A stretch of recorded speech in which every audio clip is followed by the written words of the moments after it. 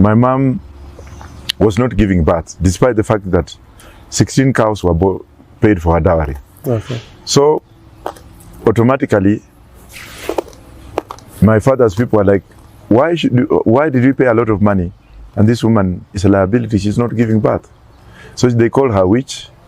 But then the worst part of it is that when she became pregnant of me, she couldn't even give birth. They were counting 9 months, 10 months, and then they had to run away from the village. So my mom gave birth to me and my head was so big. That's what I'm told. Ilikuwa na kichwa kubwa kama ile kandege kama bezaliwa. Najua ukiona chura ikizaa watoto kichwa ndio inakuanga kubwa. People said no, this one is a lot. No way. They did not even touch my mom. So my mom's brother was called in from Busia. His name is Leandro Kelo. And when he came, I'm told, pia alisema hii kitu gani? Huyu si wetu. Yeah, but naambiwa kichwa ilikuwa kubwa alafu nimejikunja. Na umbilical cord was an ending.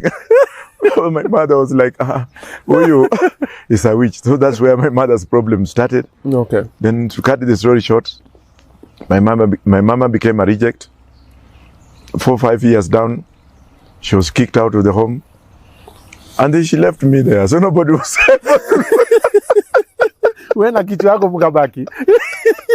No wonder, that's why if you look at my head now, inaenda kama Mount Elgon. Inaendaga hivi hapa kuna rungu. Na makona hii. Surely, you want me to remove my scarf? Hii kichwa ni...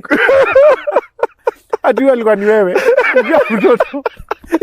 Ni kichwa. I told my daughter, she's like, that's not good for you.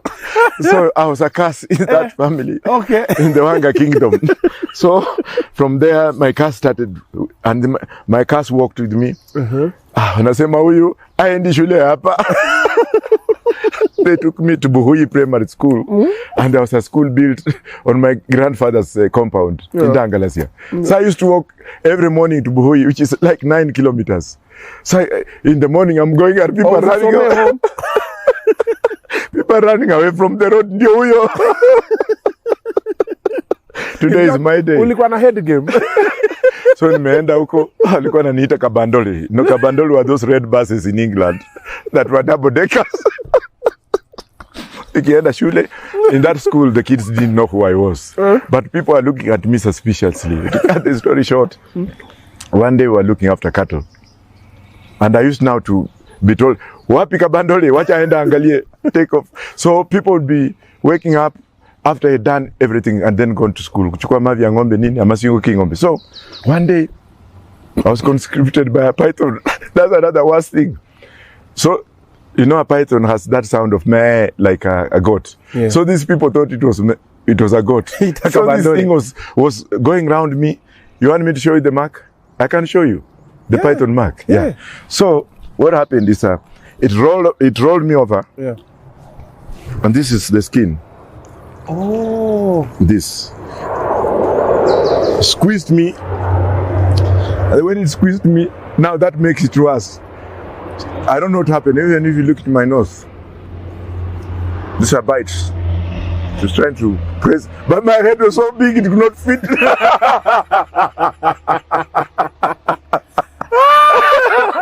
So basically your head saved you. Kabandole ilikusaidia. I'm told. Ungekuwa umemezwa na python. Kichwa kubwa python ilienda hivi. Ikaisha pumusi. So I was unconscious, I don't know for how long. Now what did they do? They bring a witch doctor to remove witches from me. And then they cut my chest. They bisected my chest here. This marks. To remove evil. Oh. Yeah, because my chest was compressed, I could not breathe. Oh, because umefinywa na python, but hawa wanasema ni shetani na anafanya. Sasa wakakata hii. Wakatoa blood hapo, wakaniwekea kwa mdomo. Anyway.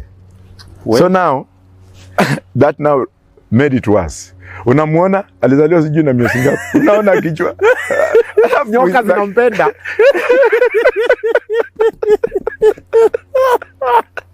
Kwa historia ya nyoka, mlipata mbali na nyoka. Mimi na nyoka tuko friends. So then after that now, things became unbearable. I started looking for my mother. I didn't know where she went from. Okay. She went, so I started going to Busia. I was told she went through that and disappeared in Uganda. From my home to Busia is very far. So while